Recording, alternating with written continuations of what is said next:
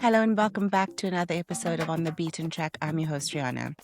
Thank you so much for coming back this week. I am going to be doing a bunch of people today together because there are so many individuals that were really responsible and pivotal in getting this organization, whether it was SASO or BCM or BCP or BPC. I mean, I don't know how many times you can change it.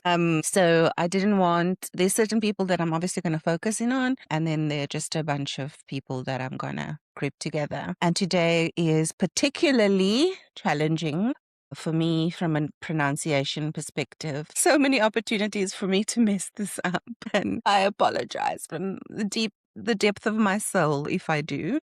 And hopefully you all forgive me. But now, if you've been following the series, we've had the story about Steve Biko, Bonnie Pichana, Harry Ningwekulu arriving at the founding conference of SASO, South African Students Organization at Turfloop. You know what they believed and why. You know what they were trying to build and at what cost to them. But like I said, movements don't get built by 3 people or 2 people or 1 person. They get built by rooms full of people who each took a different road to get there. And when SASO was formally launched at its inaugural conference at the University of the North in July 1969, several other members were elected to its first executive alongside Biko, the president, and Pichana, the secretary, and Ningwakulu as the main organizer. They came from different universities, different backgrounds, and different political histories. What they had in common was that each of them had, by 1969, arrived at the same conclusion that Black students in South Africa needed to speak for themselves, lead themselves, and build something of their own. This episode is about how 5 of those people got there. Not the philosophy, you know the philosophy. We've been over it. Their personal journeys and the specific moments, places, encounters, and experiences that set each of them on the road that ended in the conference hall at Turfloop.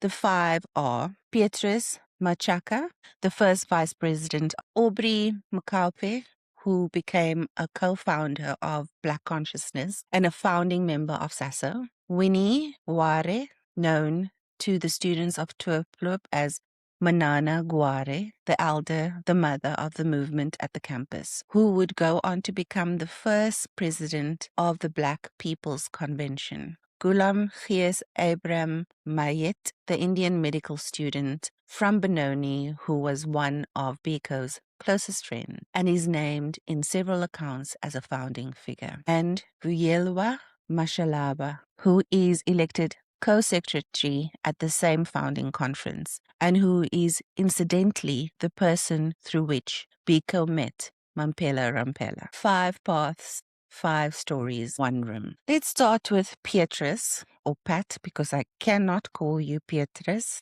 I'm sorry, my brain cannot put Petrus and Machaka together. Known to his comrades as Pat, was a student at the University of the North in Turfloop when the seeds of SASO was being planted. He was a central figure in the Student Representative Council at that campus, working alongside Harry Ningwakulu in the late 1960s as the SRC struggled to define the terms of its own existence against a university administration that was deeply suspicious of any student political activity. As we've spoken about in the past, Turfloop in those years was a peculiar institution. It had been established by the apartheid government specifically to educate the ethnic elites who would staff the Bantustan administrations of Lebowa, Venda, and Gazankulu, the homelands that the apartheid project was constructing in the northern Transvaal. Its founders had imagined it as a factory for compliant professionals who would make the system work. It actually produced, by the late 1960s, which we've spoken about, was something the government had not anticipated. A campus that had become a central center of political dissent. The SRC at Turfloop had spent years fighting for the right to affiliate with NUSAS, a battle they had lost by 1968, when the university administration formally disallowed the affiliation. But by the time that battle was lost, many of the students at Turfloop were no longer sure they wanted to affiliate with NUSAS anymore. Anyway, they had watched the debates between Biko and others, heard the arguments about why Black students needed their own organization, and were arriving at their own conclusions. What crystallized things for Machaka and Nengwakulu specifically was the preparation for the 1969 inaugural SASO conference. Biko had been traveling, building support, persuading. Biko had been traveling, building support, persuading. When the conference was confirmed for Turfloop, the SRC under Machaka and Nengwakulu made a decision that put them in direct confrontation with the university authorities. They voted to use SRC funds, student dues, to financially support the conference. The registrar objected, worried about repayment. The SRC stood firm. They were entitled to use or to spend the student body's money as they saw fit. And they saw fit to give the new movement a home and a financial foundation from its very first day. At the conference itself, when SASO's first executive was elected, Pat Machaka was chosen as deputy president, the first vice president of SASO, sitting alongside Biko as president and the rest of the first executive. He had put the institution of Turfloop's student body behind the new movement. He had helped make the conference happen, and now he was formally part of the leadership. Machaka's road to that conference hall ran through the grinding daily experience of being a student at an institution designed to constrain him, and through the slow accumulation of conviction that the constraints had to be fought collectively and on his own terms. He did not come to that conclusion through a single dramatic event. He came to it through the ordinary accumulation of living inside a system that had decided who he was and what he deserved, and refusing to accept it.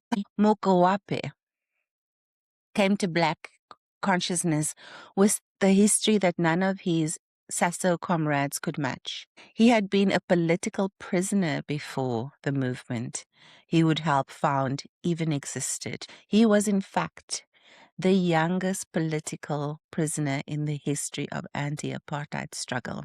Arrested and convicted at 15 or 16 for his participation in the PAC's anti-pass campaign on the 21st of March 1960. Can you believe it? He was born in Johannesburg on the 6th of September 1944. His father worked as a dispatch clerk for the Elephant Trading Company, before that as a teacher. The family lived in a workers' building in a Johannesburg location. When his father was transferred to Pretoria, the family moved to Soweto. He attended Orlando High School, a campus in the heart of Soweto where political awareness was not just encouraged, but almost impossible to avoid. The school's environment was charged. His years there, as Wikipedia records, were marked by a high level of political activity. He absorbed it. But Mokoape has described his real political baptism as happening through the Pepco bus boycott, a campaign in Port Elizabeth against bus fare increases that became one of the sharpening moments of community resistance in the late 1950s. He was watching ordinary people organize against a system that treated their lives as inconsequential. It gave politics a body, a face, a purpose he could understand. And then came Sobukwe. When Robert Mangaliso Sobukwe founded the Pan-Africanist Congress in April 1959, breaking with the ANC over what he saw as its accommodation of multiracialism and its alliance with the Communist Party. Mokoape was drawn to the PAC's uncompromising Africanism. Bukwe argued that the land of Africa belong to Africans, that liberation could not be achieved on terms set by or shared with the people doing the oppressing. Mokoape, who was 15 years old, found in Sobukwe a voice that named what he was feeling. When the PAC called its anti-pass campaign for the 21st of March 1960, the day that became Sharpeville, Mokoape was there. At Orlando, Sobukwe himself led a group to the local police station to hand themselves in without passes as an act of deliberate civil disobedience. Mokoape was part of that group. He was arrested. He was convicted. He went to the Old Fort's number 4 prison complex in Johannesburg.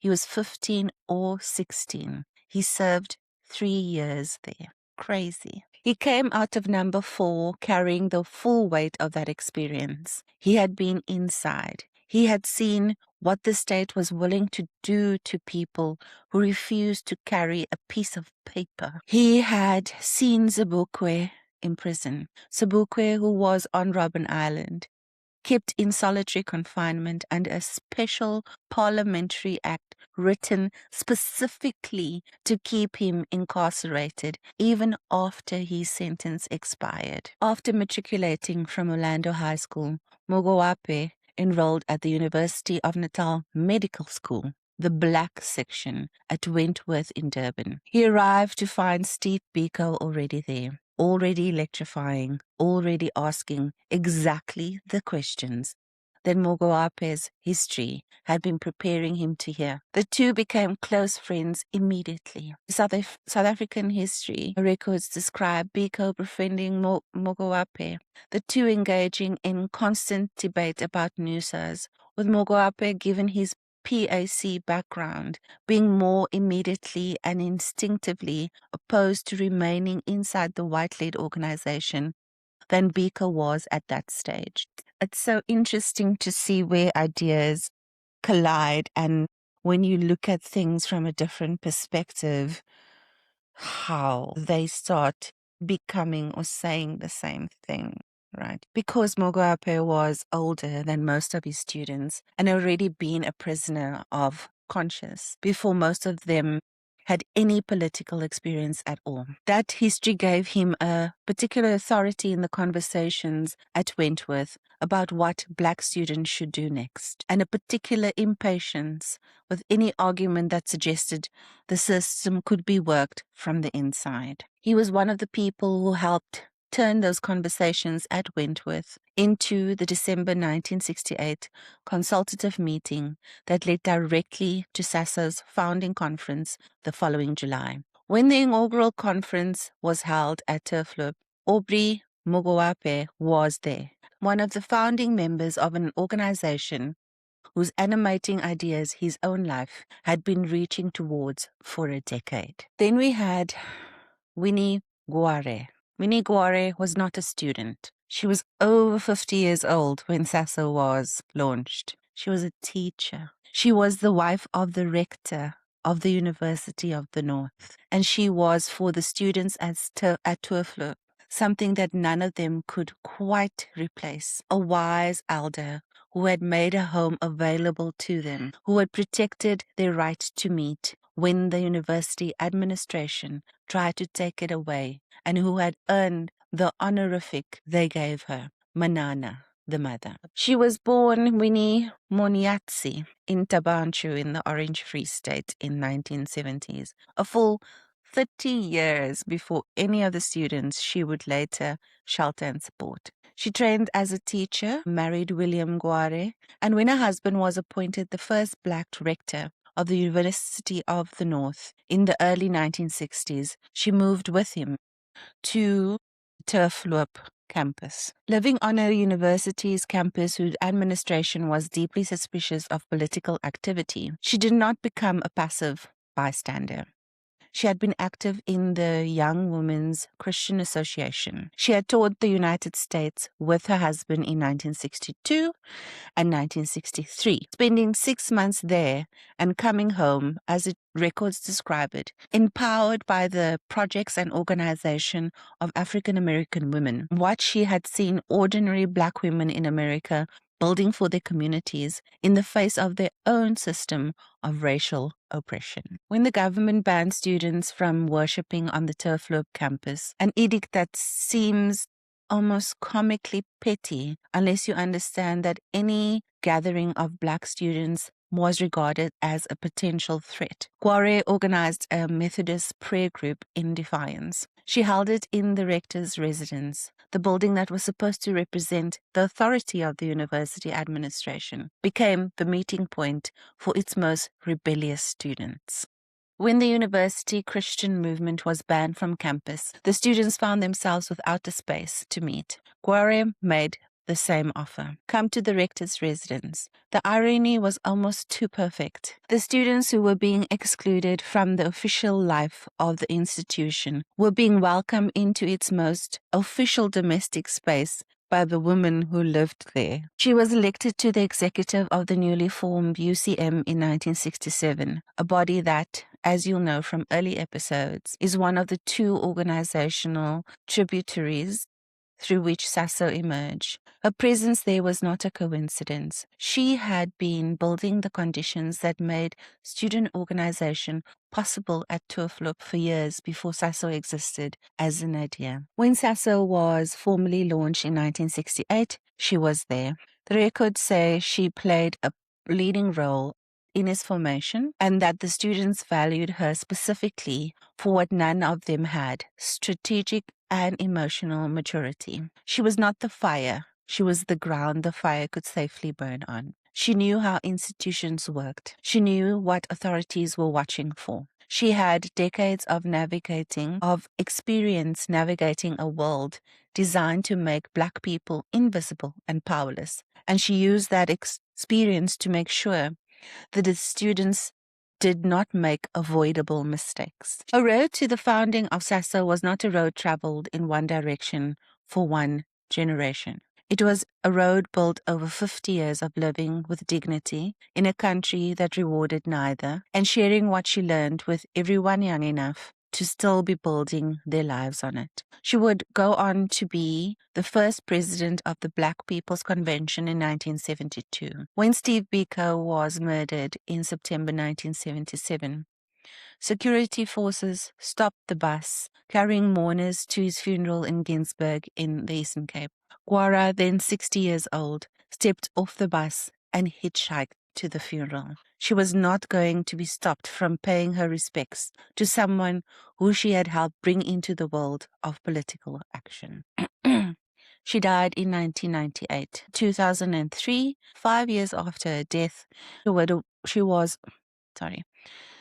was awarded the Order of Lutulu in silver. It was late, but it was deserved. Goolam Abram Mayet was known to everyone who mattered as Kgware. He was an Indian medical student from Benoni, east of Johannesburg, a town that was, in the geography of apartheid's racial classifications, predominantly white and Afrikaner, with Indian and colored communities in designated areas of its margins. Growing up Indian in Benoni in the 1950s, that must have been an experience, and 1960s meant growing up with your place in the racial hierarchy made very clear and very constraining from the earliest age. He enrolled in the medical school at the Black section of the University of Natal at Wentworth. Under apartheid's university segregation, this was where Black, colored, and Indian students who wanted to study medicine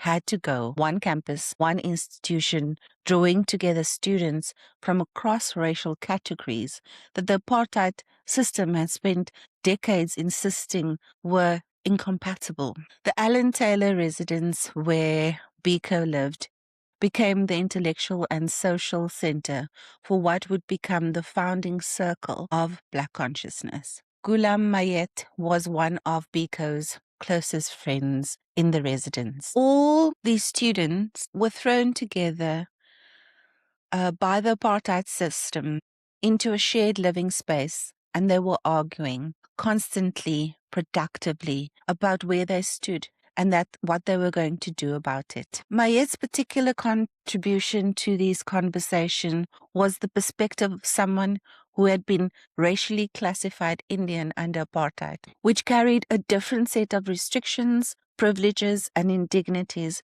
from those experienced by African students, but which nonetheless placed him firmly outside the white South African world that ran the country and set its rules. The question that BCM was beginning to formulate of who counted as black and whether colored and Indian people should be part of the unified Black Liberation Front was one that Mayet lived from the inside. This is one of the things that is easy to miss about the founding circle at Wentworth. The Black consciousness movement is sometimes described reductively as an African nationalist movement.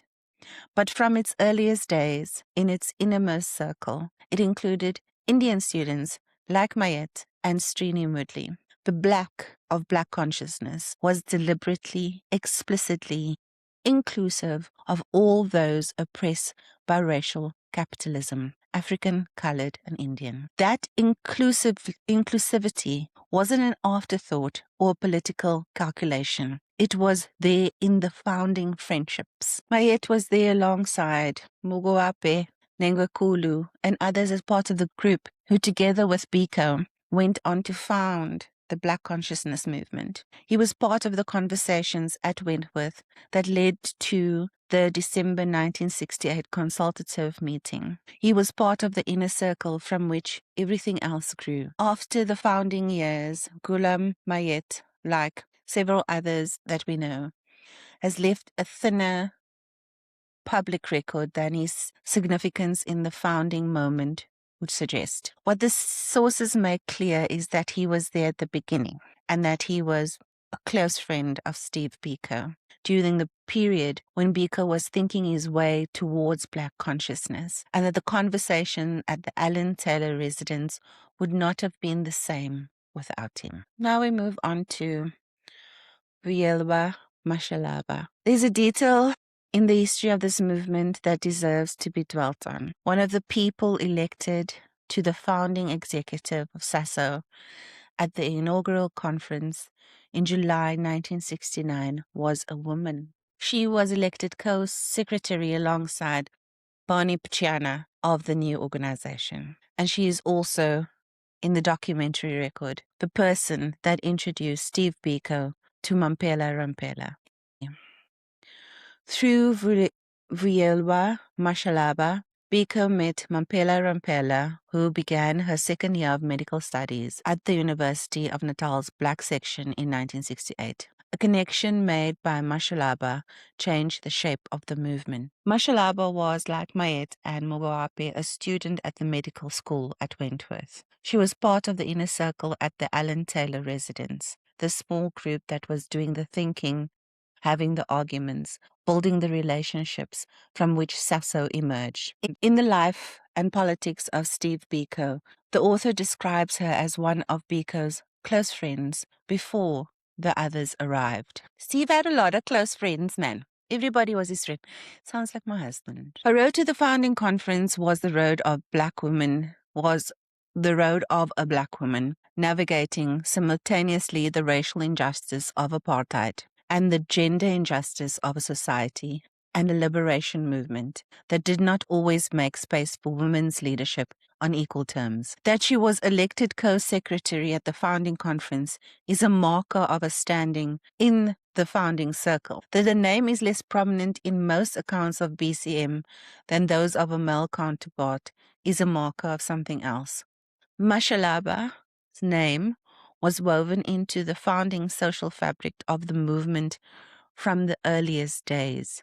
Mashalaba's presence on the SASO founding executive matters not just as biographical fact, but as a correction of any reading of Black consciousness as a movement built only by men. The founding conference elected 2 secretaries. One was Barney Pichana, the other was Mashalaba. Both names belong in history. Both names deserve to be said. These 5 people, 5 different roads to the same room. Pat Machaka, who arrived through the grinding institutional battles of Turfloop, SRC, fighting for the right to affiliate, then deciding affiliation wasn't what they wanted, and using the student body's own money to give the new movement its home. Aubrey Mokoape, who arrived having already been a prisoner for his beliefs before most of his comrades had formed any political beliefs at all,